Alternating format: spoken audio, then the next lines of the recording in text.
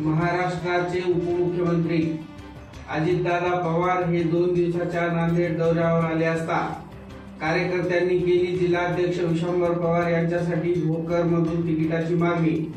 महाराष्ट्राचे उपमुख्यमंत्री अजित पवार हे नांदेड येथे आढावा बैठकीसाठी आले असता एका कार्यकर्त्याने थेट उपमुख्यमंत्र्यांना भोकर विधानसभा मतदारसंघातून विश्वंभर पवार यांना उमेदवारी द्या साहेब असं म्हणाले असता हो साहेब असं उपमुख्यमंत्र्यांनी उत्तर दिल्याने विश्वंभर पवार यांचे कार्यकर्ते उत्साहात दिसत आहेत। राष्ट्रवादी काँग्रेस पक्षात फूट पडून अजित पवारांनी महाविकास आघाडीचे नाते तोडून महायुतीच्या सरकारमध्ये सामील झाल्यानंतर नांदेड जिल्ह्यामधून सर्वप्रथम इंजिनियर विश्वंभर पवार यांनी अजित पवार यांचे समर्थन केले होते।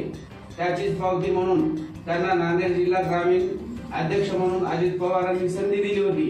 तेव्हापासून विश्वंभर पवार यांची या मतदारसंघामध्ये पक्षाचे काम जोमात चालू असून ते भोकर विधानसभा मतदारसंघातून निवडणूक लढण्यास इच्छुक आहेत। येणाऱ्या काळात महायुतीकडून भोकर विधानसभेचे तिकीट कोणाला मिळते याकडे जनतेचं लक्ष लागले आहे।